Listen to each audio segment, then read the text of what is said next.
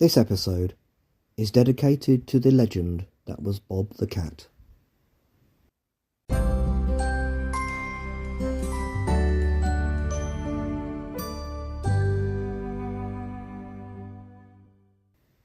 The Watership Down podcast is intended for listeners who are familiar with the plot. There definitely will be spoilers. This episode is scripted by Newell Fisher and Grace Liu and is narrated, recorded and edited by Newell Fisher.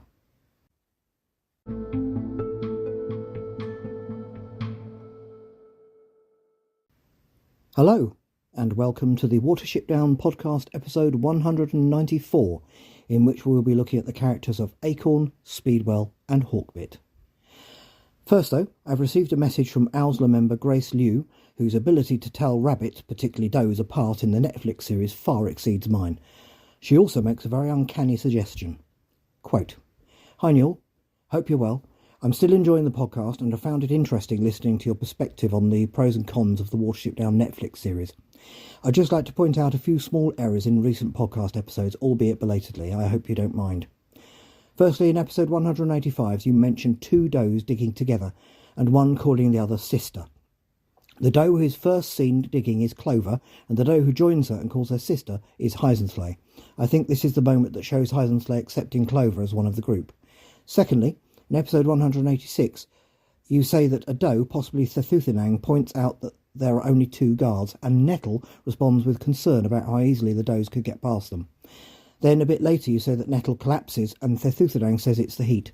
Both times it's the other way around. Nettle could be identified by her strong southeast Essex accent. My ear for accents might be good enough to pick out Nettle's accent from the others, but it's definitely not good enough to name it exactly, so I hope I haven't offended anyone from Essex or southeast London. Thirdly, in episode 189, you say that it is Clover testing the air for smells with help from Blackavar. It is actually one of the other hatch rabbits, possibly Haystack, but I'm not sure. This rabbit is yellow with amber eyes. Clover is reddish-brown with blue eyes. One more thing. I know you're considering where to go with the podcast after exploring the graphic novel. If, and only if, you would like a suggestion, I rather like the idea of an episode for every character in the book, e.g. one for Hazel, one for Fiver, one for Bigwig and so on, exploring their character arc, role in the story, and how they are portrayed across the different versions of the story. Maybe some characters could be grouped together for the same episode, e.g. one for Hawkbit, Speedwell and Acorn, one for Clover and the Hutch Rabbit, one for Heisensley and the Afraf and Does, etc. Anyway, feel free to go with this idea or not. Either way, I still enjoy winding down with this podcast in the evening and will continue to do so for as long as it keeps going." End quote. Thank you for your corrections, Grace.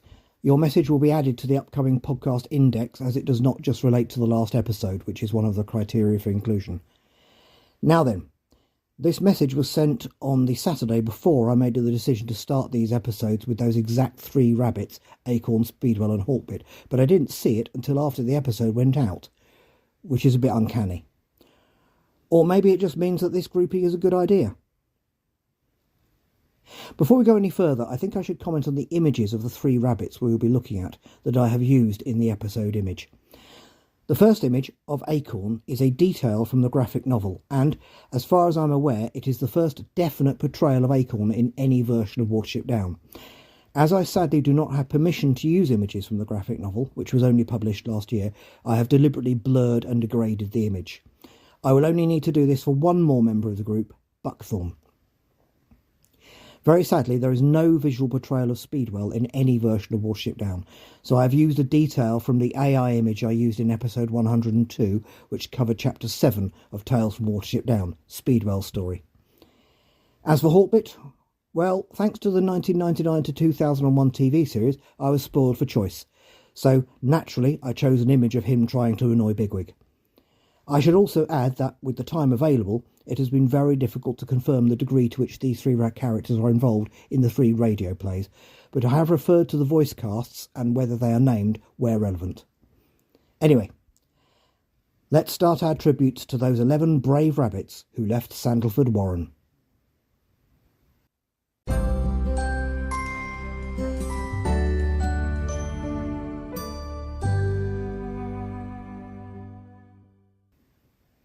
Very sadly, our tribute to the 11 rabbits who left Sandalford Warren in Chapter 4 of Watership Down must start with an obituary. and I do not think I can improve upon the one I wrote for Acorn in episode 112, after his sad death in chapter 14 of Tales from Watership Down.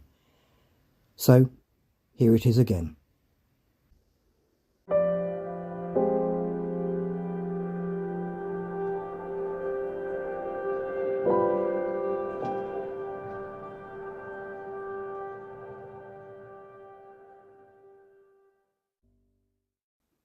Acorn Remembered.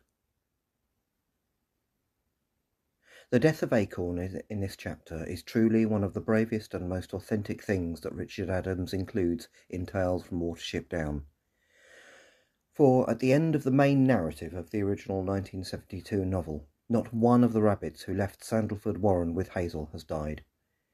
Neither have the two who joined them later, having escaped its destruction, Holly and Bluebell. Two Sandalford bucks who were with Holly and Bluebell died on the way to Watership Down, and two Ephraffan does died later on the way to Watership Down from Ephraffa. But it is still true to say that not one rabbit who reached Watership Down had died by the end of the main narrative in chapter 50, at least in the novel. However, in the epilogue, set a few years later, Hazel is seemingly the only original rabbit left in the warren on Watership Down.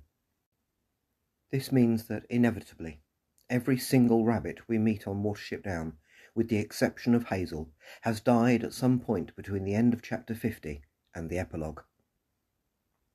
Acorn's death, barely 6 months after their arrival on the Down, is the start of that tragic process. And on the timescale over which rabbits live their lives, and given the appalling winter they are suffering, it is perhaps understandable that such a death would occur. But no less sad for that. Acorn was one of the thin-looking outskirters, barely 6 months old at the time, who left Sandalford with Hazel. He had had a tough start to his life at Sandalford, and as such was perhaps always a candidate for an early death when times got tough. However, Acorn's sense of smell and hearing was a seeming strength of his. He was the first to sense the closeness of the Lendry in the woods, and seems to possibly get some sense of the approaching man with a shotgun while they rest in the bean field. This heightened awareness is probably a product of the way he has had to live his life as an outskirter in the harsh environment of Sandalford, but a strength is a strength. Later, Acorn has a vocal role in the attempted mutiny on the Common. While he could be criticised for his naivety in thinking they could return to Sandalford, his willingness to stand up to the likes of Bigwig is admirable, and his deliberately over-the-top tending of Hawkbit's wounded throat, even after Bigwig attacks him, is a sign that he is not easily cowed. However, when they reach the other side of the Common, Acorn is the first to enthusiastically want to run into the fields, and he instantly obeys Hazel's order not to. He recognises Hazel's achievement immediately and without resentment, and for this he is rewarded by Hazel saying he will run with him once the awkward episode of the lost paragraph has concluded. Acorn seemingly, and to his credit, shares Hazel's lack of ego. From that point on, Acorn is a solid Hazel loyalist. He is seen being given a tour of Cowslip's Warren, just as Hazel is, so clearly has displayed the same kind of social skills that would cause such an invitation. Once at Watership Down, Acorn's practical side leads him to point out how vulnerable they are without holes, and he even feels able to assert this point to Fiver, whose reputation has skyrocketed since the Warren of the Snares. Once on the Down, it is Acorn who spots the first kestrel at the beach hanger. Later, Acorn's empathy is on full display, along with Speedwell, as Bluebell tells of the poisonous gas that was used at Sandalford. His skill set increases even further as he and Pipkin boast of being the best insect catchers after the arrival of the injured Keehar on the Down. Acorn is nothing if not adaptable. Acorn shares a burrow with Pipkin and Bluebell. This mixture implies, further, a lack of ego and a lot of tolerance on his part. Pipkin, as the smallest rabbit on Watership Down, could easily be the subject of bullying and would choose his company carefully. While Bluebell's sometimes annoying joking and the fact that he may have been an Owsler member at Sandalford, indicated by the way he addressed former Captain Holly, provide two possible sources of tension for Acorn, the one-time thin-looking outskirter. At the start of the ill-fated raid on Nuthanger, these three burrow mates accompany the raiders to the foot of the Down, Acorn and Bluebell giving support to Pipkin, who is disappointed Hazel does not want him to return to Nuthanger a second time after their scouting mission. After the apparent death of Hazel at Nuthanger, Acorn is a calm and solid help to Bigwig, now seemingly captain of Owsla in a leaderless warren in difficult circumstances. Later, on the way to Afrafa, and with Bigwig in a strange mood, it is Acorn who has the social sense to ask Dandelion for a story. During the escape from Afrafa, Acorn is a solid help, despite being visibly afraid, and has an active role in escorting Afrafan does to the punt in the pouring rain, one of whom may have been Heisensley. On the River Test, Acorn is struck by the ridge that also injures Thrawn Losa. In an echo of Bluebell's humour, he says he needs to spend some time in Afrafa to sharpen his reactions. This is before Thrawn Losa's sad death later. Acorn would never have made such a joke if the seriousness of her condition had been apparent at the time. Acorn is one of the bucks who takes the lead in swimming through the bridge the punt gets stuck on at Bigwig's request, and he is one of the first rabbits to appear when Campion challenges Hazel as they approach Watership Down. Acorn's last mention in Watership Down is when Dandelion remembers that he is replacing him as sentry as he finishes telling the tale of Rowsby Woof, indicating his solid, dependable nature. He is not mentioned at all in Tales from Watership Down until his death. Perhaps he had undergone a decline in health? More probably, there simply is not enough narrative on the warren on Watership Down for him to have been mentioned before his death. Richard Adams chose well when he decided Acorn would be the first Sandalford veteran to leave us. He was never particularly strong or intelligent, but he was solid and reliable, with an assertiveness that, while not even always thought through, later stood him in good stead. Above all, Acorn was a rabbit who exemplified what the warren on Watership Down was all about. He was no Hazel, Bigwig or Fiver, and yet he thrived there, which is what makes his death during the first winter on the Down all the more sad. His epitaph, to quote from Tales, is as follows, quote, "Even Bigwig, who had never particularly cared for Acorn, felt the loss keenly. To think we brought him all that way, Hazelra, and he fought the Efrafans with us and came down the river on the boat, and now he stops running here. I shall miss him, I really shall." "We all shall," answered Hazel. End quote. Farewell, Acorn. My heart has joined the 1,000, for my friend stopped running today.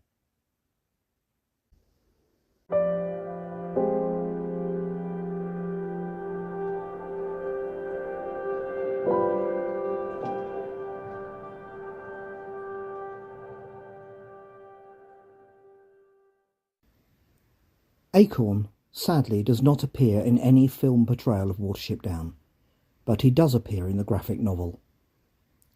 Of course, we must remember that Acorn's death is only the first recorded death before that of Hazel, who dies of old age at the end of Watership Down.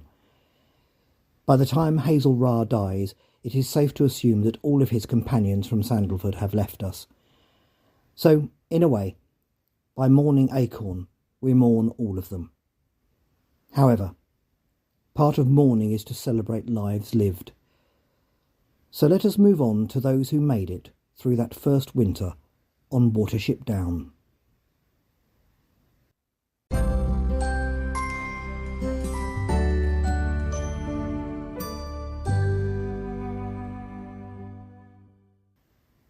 Speedwell. Speedwell first appears when he arrives at the leaving party with Acorn, Buckthorn and Blackberry. Like Acorn, he is a thin-looking 6-monther who has little reason to stay at Sandalford. His first words are to say that he does not want to jump into the River Enbourne. However, this is before the arrival of the dog. The first hint we get of Speedwell's surreal sense of humour is his reaction to the size of the thorn that is taken out of Pipkin's foot in the beanfield. He suggests collecting more of them to make another notice board to frighten Fiver. He also says they could have used it against the Lendry if they'd known. On the common, Speedwell prompts Hawkbit to continue after he falters in telling Hazel they shouldn't go any further. He also argues with Hazel, pointing out in a somewhat dishonest way that none of the 3 rebels were involved in wounding Holly. He is the second verbal target of Bigwig's disciplining of the rebels, though we are spared hearing what Bigwig thinks of him. Bigwig also threatens to scratch him to pieces, according to Blackberry. Speedwell does not join in with Acorn's ostentatious licking of Hawkbit's wound after Bigwig attacks him. He just watches. He is one of the first rabbits to see that they have reached the other side of the common, and jumps a brook in his excitement at their deliverance from that terrible place. The rebellion now over, Speedwell and the other outskirters willingly join the others in going to Cowslip's warren, though they are not the first to go. Speedwell's activities in the warren of the Snares are not detailed, but it is he who first spots the distraught Strawberry running to join them after Bigwig is saved from the snare. After their first arrival at the beach hangar on Watership Down, Speedwell is keen to join Hazel, Dandelion and Bigwig in finding better grass at the foot of the down. As a result, he is present when Holly and Bluebell arrive at the down, his keen senses being those that first detect an animal coming up the line of the hedge after stamping one of the initial alarms that sends them all scurrying into the ditch. Speedwell is terrified that it might be a cat before Bigwig says it is something much worse. After realising it is Captain Holly, Speedwell is sent up the hill to tell the others not to come down, an order Pipkin ignores. It falls to Speedwell to convey the message from the mouse Hazel saves that it would like to speak to him. Later, during Holly and Bluebell's terrible retelling of the destruction of Sandalford, Speedwell joins Acorn in choking in sympathy as they are told of the gas that was used. Later, he and Hawkbit get a grass recommendation from another mouse as Hazel's actions begin to pay off. Bigwig, clearly a good judge of potential, selects Speedwell to be one of the rabbits to join the raid on Nuthanger Farm. Speedwell, after appropriate training from Bigwig, later proves his worth by delivering the last blow to the tortoiseshell cat that they initially encounter at Nuthanger. Later, he takes over from Blackberry, chewing the leather straps of the rabbit hutch, and he and Dandelion have some success in loosening it. Once the hutch rabbits are loose, Speedwell helps to escort Clover and Boxwood away. After Hazel is shot, it is Speedwell who first questions whether he has been killed. Speedwell then helps escort the 3 hutch rabbits to the foot of the down, a long, exhausting and dangerous task. Speedwell joins Pipkin in being one of the first to greet Hazel back on Watership Down after his recovery, and he joins in with the play fighting that accompanies this greeting. His healthy scepticism then comes into play as he is the first to question Hazel's seemingly insane plan to get Doze out of Ephrafa. Speedwell joins the expedition to Ephrafa and is used as a sentry after Bigwig's encounter with the fox. However, later we get a clue as to how exhausted he becomes, as Hazel has to threaten him with loss of ears in Ephrafa as they evade yet another wide patrol. We do not encounter Speedwell again until the escape from Ephrafa, when he runs towards Kehar with Hawkbit as part of the effort to get the Doze to the river. This displays a high degree of bravery in the confusion, as Kehar is exactly where the greatest danger is likely to be. He is also one of the last to reach the punt with the last escaping Doze. As the punt floats down the River Test, Speedwell hunches with Thethuthenang on the thwart or narrow seat at its midpoint. He is the 3rd rabbit to go into the water at the bridge after Hazel and Dandelion. On the long journey back to Watership Down, Speedwell and Bluebell suggest digging scrapes on the 3rd day. Unfortunately, the place turns out to be fox country, and one doe is lost, despite Blackavar's warning. Once back on the down, Speedwell enthusiastically continues with the digging of the warren, only coming back above ground to announce that Clover has had her litter, the first of the new warren. Once the siege begins, it is Speedwell, with his keen senses, who first reports on the Ephraphans stopping digging. He is then sent by Hazel to the north end of the honeycomb to keep listening. An excellent example of Hazel's use of everyone's talents that pays off, as Speedwell reports digging stopping there as well. And that is the last time Speedwell is mentioned in the novel Watership Down. He does not appear in the 1978 film, and reappears in Chapter 7 of Tales from Watership Down to tell his insane story when Dandelion suggests someone else has a go. For more detail on that, I suggest listening to episode 102. I'm not sure I'm up to it. Suffice to say that an important element of his telling of his story involves patiently trying to ignore the reactions of those listening. Speedwell is nothing if not persistent. After the insanity of his story, Speedwell appears 2 more times. In Chapter 14, after the cold weather that sadly brings Acorn's life to an end, there is a let-up in the frost, and Speedwell plays with Hazel and Silver on the scarp slope, just before a terrier dog suddenly appears and Hazel is rescued from it by the formidable doe Flyeth. Sadly, Speedwell's last ever mention by Richard Adams, or indeed anyone else, comes in chapter 17, as he unsuccessfully tries to tell the arrogant young rabbit Sandwort and his friends to take their rough place somewhere other than the honeycomb. Adams describes him here as quiet and easygoing. He has come a long way from the strained, wary six-monther he entered the story as. Speedwell's strength, ironically, seems to largely stem from this wariness in his heightened senses. He is capable of great bravery, though lacking the physical presence to be much of a fighter, and is capable of being assertive if he feels it is necessary. As such, he is the backbone, in terms of ordinary rabbits, of the Warren on Watership Down, where he clearly thrives. Sadly, Speedwell is the only one of the rabbits who left Sandalford Warren who has not appeared in any visual portrayal of Watership Down. He is mentioned as part of the group in the 2002 radio play, but no actor plays him, and, as far as I can make out, he is not mentioned in the 2016 radio play. Finally, and very sadly, he is the only one of the original 11 rabbits to leave Sandalford Warren who does not appear in the graphic novel. I sincerely hope that one day there will be another version of Watership Down where Speedwell appears on screen, by voice or on a page. He deserves no less.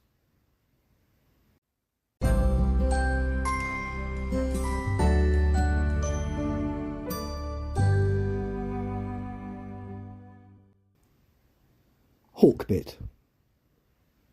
Okay, strap yourselves in, because this is going to take a while. In fact, I very nearly gave Hawkbit his own episode, but I wanted to look at all of the Sandalford Leavers before episode 200. Hawkbit is introduced in the novel Watership Down as a rather slow, stupid rabbit who arrives at the gathering place on his own, arguably showing some initiative that belies Hazel's impression of him, gained after having to spend 5 days in his company underground during the previous winter. We then learn that Dandelion persuaded him to join the group. Is this the basis of their inseparable partnership in later portrayals of the story? At the River Enbourne, Hawkbit suggests just going along the river, which seems sensible at first glance until the dog arrives. Later, Fiver shows the awareness of landscape that made this a bad idea. In the bean field, Hawkbit wakes Speedwell up at the sight of Pipkin's thorn. Later, he is the last to return to the group after the sound of a shotgun scatters them. At this point, things don't look too good for poor Hawkbit.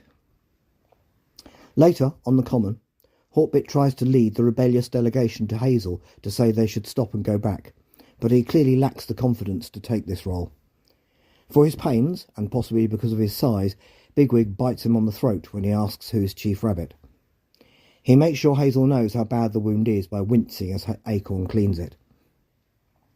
Hawkbit is one of the last rabbits to see that they have reached the other side of the common, after which he and Bigwig chase each other through the long grass in sheer joy, and he is also one of the last to approach Cowslip's warren.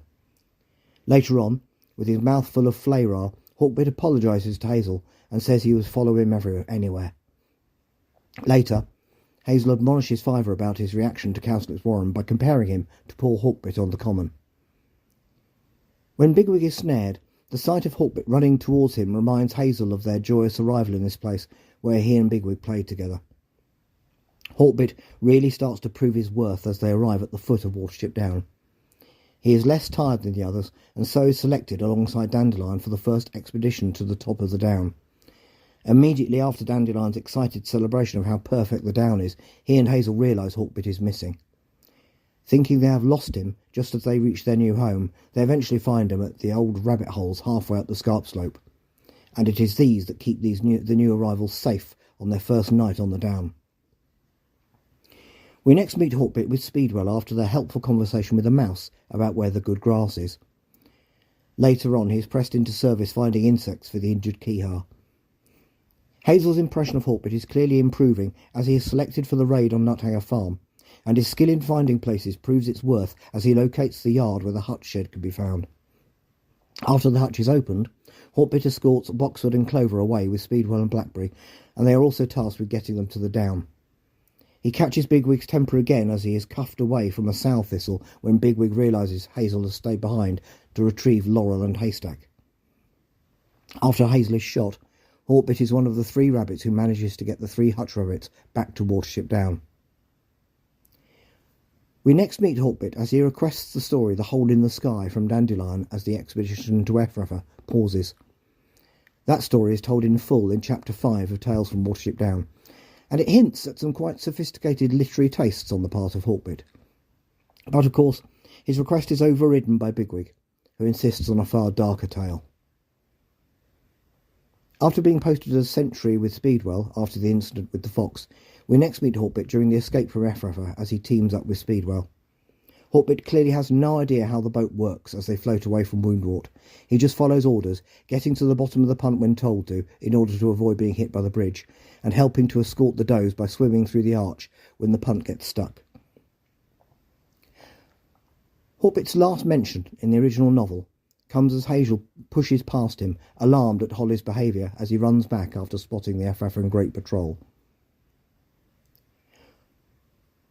Hawkbit does not appear in the 1978 film, in which you could argue that his place is taken by Silver, who acts as a collective curmudgeon in place of all the rebels. He is mentioned as leaving Sandalford in the 1984 radio play, as well as both the 2002 and 2016 BBC radio plays. In Tales from Watership Down, Hawkbit interrupts Speedwell's story no less than 4 times. They are almost a double act. His next mention comes at the end of Chapter 15 as a messenger arrives from Ephrata. Then in the following chapter, Bigwig takes his anger out on Hawkbit again, having been told what to do by the new co-chief rabbit, Heisenflay. And his very last mention by Richard Adams comes in Chapter 18, as Hazel tells him sharply to shut up after he comments on Stonecrop's smell. Poor Hawkbit. But that is very far from being the end of Hawkbit's story. In the 1999 to 2001 TV series, he takes a significant role in the much-reduced group that leaves Sandalford Warren. In doing so, he picks up Silver's curmudgeonliness from the 1978 film and runs with it, beginning his close partnership with a very different Dandelion to become the comic relief to Hazel and Fiver's earnestness. Right from the start, this Hawkbit says they should never have left and puts down Bigwig and Fiver. However, when dealing with dogs and cats, he proves himself to be brave enough. Once on Watership Down, Hawkbit is an immediate cynic when it comes to helping Kihar and the idea of bucks digging. But when the weasel attacks, he helps attack it back. He is no coward. His continued refusal to dig comes to a head when the weasel attacks again.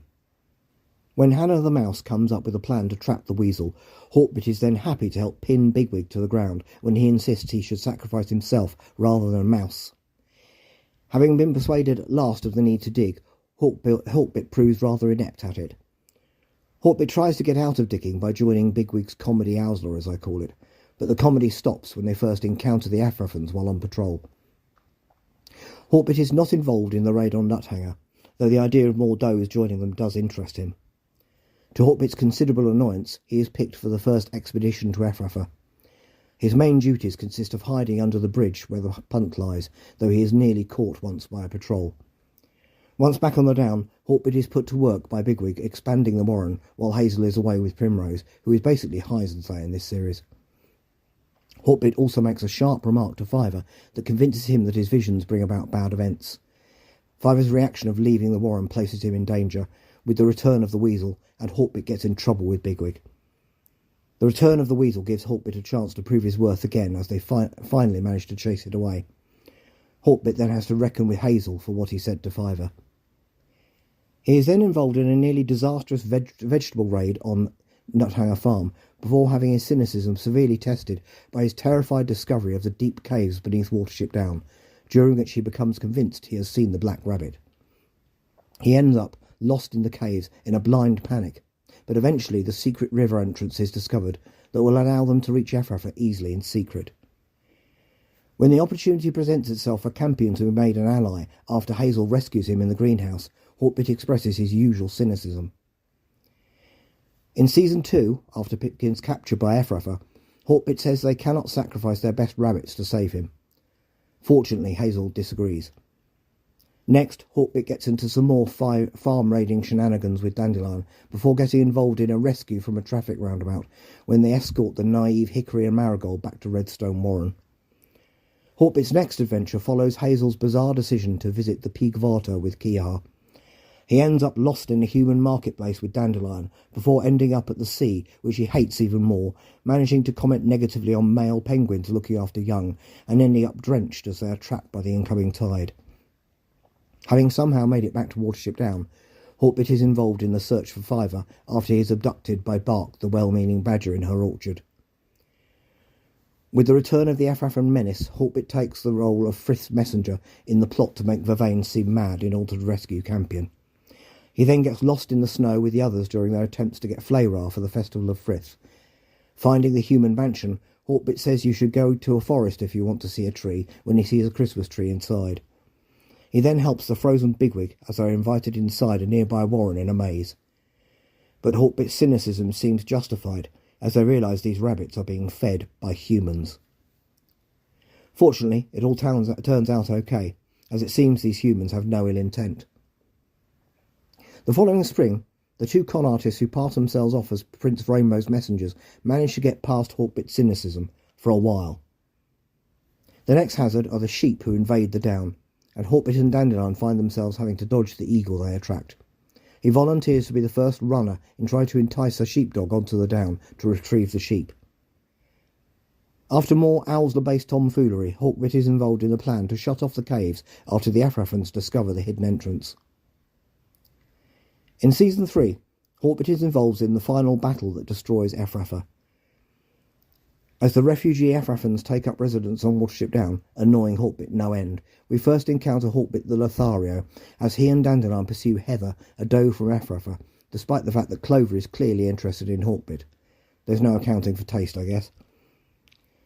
Their competitiveness results in Dandelion ending up stuck in a well, with Hawkbit having to rescue him. Having done so, they get back to Watership Down to learn that Heather is now with Moss, the new chief rabbit of the Afrafans, as they all leave for pastures new. Clover takes great pleasure in telling Hawkbit this. To his annoyance, the Owlsler training continues. Why, Hawkbit is not sure. This is made worse by the junior Owlsler outperforming the adults. Hawkbit's next target is Keehar's new gull friend, Gluck. However, the fun ends as they learn that Woundwort is still alive. Fiver's vision of Hawkbit being buried under earth means he has to stay behind as they scout what has happened at Redstone. Hawkbit thinks it is because he has been underperforming. However, with Woundwort's capture of Silverweed, Hawkbit gets involved in helping Fiver as his eyes are used to find Watership Down. He then helps with rescuing Silverweed from Darkhaven, Woundwort's new terrible warren. As the threat from Darkhaven gets closer, Hawkbit's main preoccupation is avoiding hard work building defences. He tries to use Silverweed to make Bigwig not think him and Dandelion exist. However, Silverweed and Bigwig are in on it, and convince Hawkbit and Dandelion that no one can see them. When Hawkbit learns of the trick, he refuses to speak to Silverweed, even though he has just discovered Spartina is a spy. At this point, Hawkbit might as well be on the other side. However, Hawkbit is involved in the capture of Spartina when she is found out. Fiver's prophecy about losing one of their number to defeat Darkhaven annoys Hawkbit. Preparations for battle continue, though Hawkbit seems more interested in shaking off a following of voles he has managed to pick up and flirting with Clover. He seems to succeed, and they become an item. Or is this just the imminence of battle clouding her judgment? And the battle begins. Hawkbit plays a full role in the fighting alongside Dandelion, and after the magic defeats Woundwort, expresses joy at the survival of Bigwig, who had tried to defeat him in single combat. The Hawkbit-Dandelion partnership continues into the Netflix version. Only here they are Lotharios from the very start, with Hawkbit very much the most enthusiastic. When he arrives at the setting off point, he immediately asks where the does are. After getting bitten on the paw by a crow in the abandoned church, Hawkbit is an immediate enthusiast for going to Cowslip's warren, probably because there will be does. He is also sarcastic about Hazel thinking whatever Fiver thinks. Once in Cowslip's warren, Hawkbit is in praise of the food and the does and calls Hazel Ra, much to Bigwig's annoyance. After Bigwig's snaring, Hawkbit takes a lead in being unpleasant to the female Strawberry. However, once on Watership Down, Hawkbit takes a shine to her and comes to blows with Dandelion after telling her he has the white blindness. The accidental division of the warren into 3 groups leaves Hawkbit with Dandelion and Strawberry as the digging party, with Keehar also demanding food. However, mainly due to Strawberry, they manage to dig a warren, and Hawkbit for once is genuinely impressed. When it comes to dealing with Afrafa, this Hawkbit is very negative about their chances. but in the absence of an escape plan beyond Kihar, he has a point. Then, when Kihar disappears to the big water, Hawkbit's negativity gets even worse, culminating in his asking Fiver to keep his visions to himself after the wild car chase in Overton. Later, Hawkbit understandably joins Blackberry in protesting about heading back to the town to lose the Efrathans. Once back on Watership Down, Hawkbit ineptly points out the increased number of does to Strawberry as a motivation for her to snap up either him or Dandelion. But then the Efrathans arrive, and the pair are put in charge of defending a run, which they do very capably, though Hawkbit has to be rescued by Dandelion at one point when he strides too far outside. After the battle, Hawkbit is indignant to see that Strawberry has chosen Bigwig over them, but a passing doe immediately cheers him up. So then, is Hawkbit possibly the smallest character from the novel who ends up with the largest role by comparison in the film and TV versions of Watership Down? I think he probably is. But it is a shame that the well-meaning, slightly slow Hawkbit of the book, adept in finding whatever place needs finding, is transformed first into the Warren's chief cynic, and later into a rabbit solely motivated by the presence of does. And it seems this may have been done originally solely on the strength of his rebellion on the common, even though that is an isolated episode.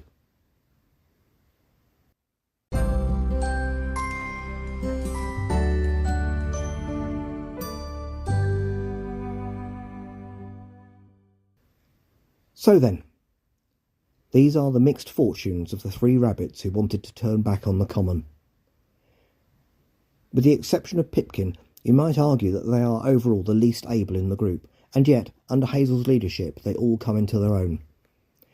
Perhaps the most interesting thing about them on reflection is their mixed fortunes as characters in the various betrayals of Watership Down. Acorn, the first to die on Watership Down in only his first winter there, and who has never been portrayed on film. Speedwell, who seems to have a slight personality implant in time for Tales from Watership Down, but who has also never been portrayed in any film version, nor has his voice been heard. And Hawkbit, the clumsy and seemingly slow boar who mutated into the Warren cynic and later doe botherer, whose role on TV has been far greater than in the book. A lot of making this podcast has been about how the world of Watership Down has evolved over time and with each new portrayal of it. Hawkbit, perhaps more than any other character, perfectly exemplifies that.